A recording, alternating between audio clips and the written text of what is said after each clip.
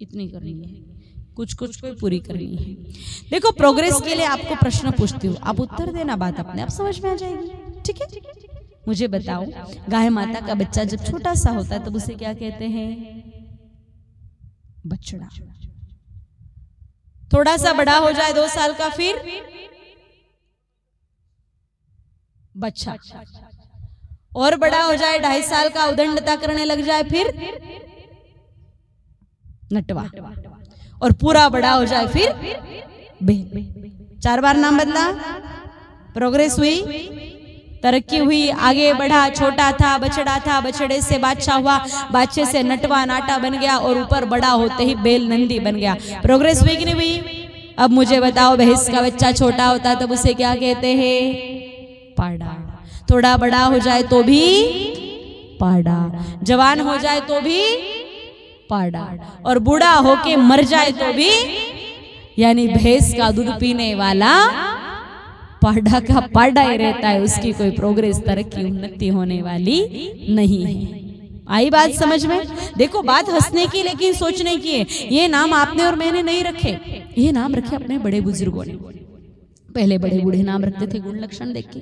गैया मैया के बच्चे का 4 बार नाम बदला और भैंस के बच्चे का 1 भी बार नहीं बदला, तो बड़े बुजुर्ग हमें सांकेतिक भाषा में समझाना चाहते थे कि जो बच्चे गौ माता का दूध पीते हैं वो बछड़े, बादशाह, नटवा और बैल नंदी के जैसे उन्नति कर जाते, और जो भैंस का दूध पीते वो पाड़े के पाड़े ही रह जाते हैं। इसलिए तेज बुद्धि चाहते हो तो दूध भारतीय देसी गौ माता का पीना पिलाना शुरू कर दीजिए। और अगर आपकी प्रॉब्लम है, अब लंबी बात नहीं करूं, पर बच्चों की प्रॉब्लम, पढ़ाई में मन नहीं लगता है, पढ़ाई करते पर भूल जाते हैं, कुछ विषयों में अच्छे अंक आते, कुछ विषयों में अच्छे अंक नहीं आते, उम्र तो बढ़ती है, परसेंटेज घटते हैं, 4 बार पढ़ाई कर लो बस।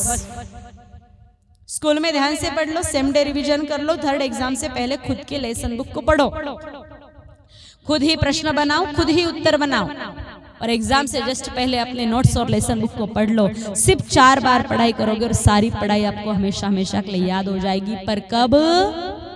आगे 4 नियम बता रही हूं, 4 नियमों का पालन करोगे तो।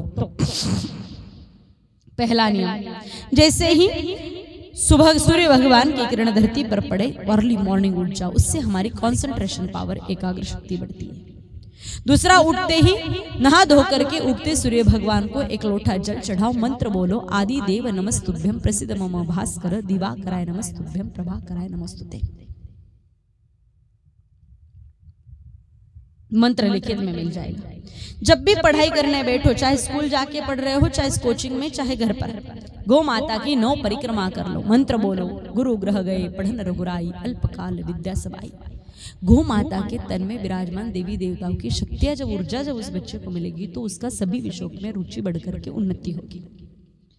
और अंतिम काम, रात्रि को सोते समय 10 बजे हर हाल में दूध पिला के बच्चों को सोना चाहिए। 10 बजे सो जाओ, सुबह 4-5 के बीच में उठ जाओ। पढ़ाई के लिए समय कम पड़ा है, 10 से 2:30 बजे तक सो, 2:30 के बाद जग करके पढ़ाई कर लो, नो प्रॉब्लम। समझ गए? उन्नति हो जाएगी। 44 बार पढ़ने की जरूरत भी नहीं पड़ेगी। जैसे बेटिया के रानी की पढ़ाई पूरी होगी, होगी उसकी सगाई, और माता पिता को सताती ही चिंता। प्रत्येक माँ बाप चाहते कि हमारी बेटिया रानी को अच्छा पति मिले। अच्छे का अर्थ, बेटिया बड़ी हो गई, शहानी हो गई, पढ़ाई कंप्लीट होने के बाद ही शादी करती। सभ्य घराने की बेटिया तो माता पिता को कुछ कहने में संकुचाती, शर्माती, पर वो भगवान से प्रार्थना करती, अच्छा पति चाहिए। अच्छे का अर्थ है गांजा अनुष्ठान है। करना क्या है? 9 सोमवार का अनुष्ठान है, चाहे देरी से